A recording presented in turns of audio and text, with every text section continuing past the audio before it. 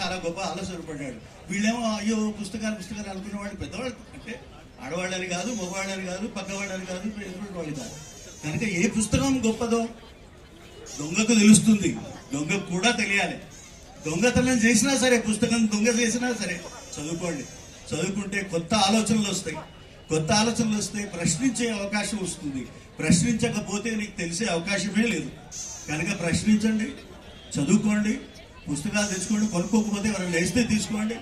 ఎవరైనా నేనేం చేసేవాడిని అంటే, నేను ఈ పత్రికల్లో వ్యాసాలు రాస్తున్నప్పుడు, నేను ఎడిటోరియల్స్ రాస్తున్నప్పుడు ఏం రాసేదంటే, నేను దాన్ని ఏమంటారు, పుస్తక సమీక్షలు రాసేవాడిని. పుస్తక సమీక్షలతో గోల్డ్ పుస్తకాలు వచ్చినాయి. దానివల్ల పుస్తకాలు వచ్చినాయి. ఆ పుస్తకాలు రావడం వల్ల ఈ మధ్య మేము ముందు నిలబడి మాట్లాడుతున్నాం. ఇంకా చాలా మాట్లాడుకోవాల్సింది ఉంది, కానీ అవకాశం లేదు. Thank you so much. Sridhar గారు సెంట్రల్ ఇన్ఫర్మేషన్ కమిషనర్ ఉండగా పెద్ద నాయకులకు, ప్రధానమంత్రులు కూడా చెమట పెట్టింది వాళ్ళు. అయితే ఆ తర్వాత వారికి కొంచెం ప్రాబ్లం వచ్చింది, చిన్న పక్షవాతం లాంటిది వచ్చింది, మతి పోయింది, జ్ఞాపక శక్తి పోయింది. కానీ మొత్తం బయటకు వచ్చి ఎంత బాగా చెప్పినాడు చూడండి. ఎవరు నమ్ముతారా? వారి న్యూరాలజీ ప్రాబ్లం అంటే ఎవరు అంత బాగా మొత్తం రికవర్ అయినాడు.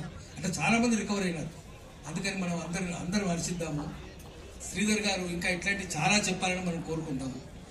చివరిగా అందరిని ఆపింది ఎందుకంటే గోరెటెంకన మాట్లాడాలి. ఆయన ముందు మాట్లాడితే అందరూ వెళ్ళిపోతారు. మాట పాట కలిపి వచ్చింది.